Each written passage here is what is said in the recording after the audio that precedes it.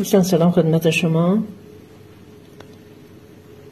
کارمون رو ادامه میدیم. اول گره بافی اول رو انجام دادیم، تموم شد. بعد از اون گلیم بافی رو انجام دادیم. چون کار ما ریز هستش نمیشه فقط با پودر ضخیم انجام داد این کار رو. یه بار پودر نازک، یه بار پودر ضخیم. بعد زنجیر بافی دوم رو انجام میدیم.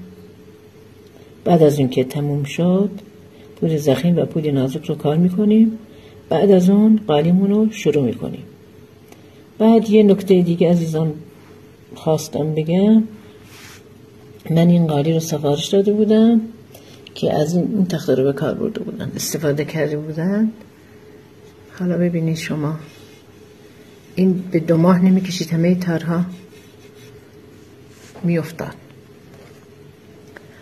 خودم رفتم این یکی رو آوردم که مال کابینت صاف هستش دیگه، به کار ملت نمیزنه.